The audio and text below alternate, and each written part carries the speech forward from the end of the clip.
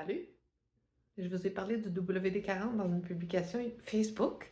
Ça me tente d'en reparler en vrai. J'avais fait un enregistrement ce matin, mais je fais trop dur, alors je l'ai jeté. En gros, je voulais amener l'idée que je crois que le nombre WD-40, qui est écrit avec deux lettres et deux chiffres, qui fait un nombre, c'est de la phonétique. Puis c'est comme ça qu'il faut le lire, d'après moi, pour comprendre de quoi ça nous parle. Puis si on l'écoute en phonétique, le mot WD-40, si on l'écoute en phonétique, puis qu'on va lire l'historique du produit, puis bon, quelle est son action, euh, ce qu'on peut comprendre, ce que moi je comprends, c'est que, euh, mettons une serrure, ou dans mon cas, ce qui fait que je pense au WD-40, c'est le rail coulissant de la porte patio qui vient coller. Puis là, la porte patio, j'arrive plus à l'ouvrir, puis ça me stresse parce que je le vois comme une sortie d'urgence en cas d'incendie.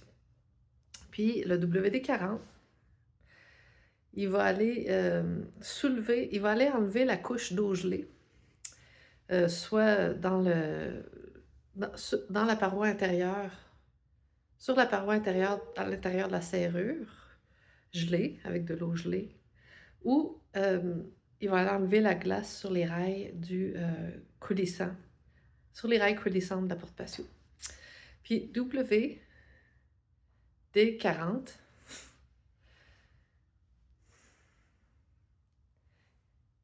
il va lever le double levé, dès que l'huile, c'est une huile du WD-40, c'est de l'huile de poisson, je pense, mélangée avec d'autres choses. Puis l'effet dégivrant vient de quand on vaporise cette huile-là. C'est une huile pénétrante, alors elle pénètre, puis elle va déplacer l'eau. Elle va aller prendre la place de l'eau, ok? C'est comme ça qu'elle agit. Donc, le double, qui s'est formé en eau, puis qui a glacé là, il est levé, W. Dès 40, dès que l'huile rentre, le double est levé. Fait que moi, aussi farfelu que ça puisse paraître, c'est ce que j'ai trouvé comme consonance euh, dans la formule, parce que WD-40, c'est une formule. C'est une formule. Quand tu lis sur Wikipédia, ça dit que c'est une formule. Donc, c'est une formule qui, lorsqu'on la prononce, on comprend son action. Parce que quand on prononce la formule, en écoutant les sons, puis là, chaque son devient un mot avec un sens, ça forme un nouveau sens. Mais un nouveau sens. Le sens, il est déjà là, tant qu'à moi. Puis nous, on le redécouvre en écoutant les sons, l'écho. L'écho de ce qu'on prononce comme formule. Puis l'action de la formule, c'est d'aller lever le double dès que l'huile rentre. Puis je sais que c'est farfelu, puis j'ai peut-être pas raison, mais c'est peut-être juste un addon, là, mais c'est vraiment une huile pénétrante qui vient déplacer l'eau dès 40.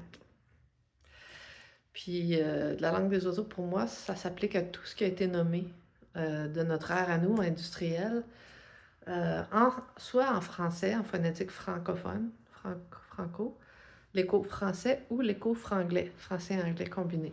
Par exemple, pour moi, le Alzheimer, on le prononce comme ça au Québec, on dit Alzheimer, c'est le Alzheimer qui meurt.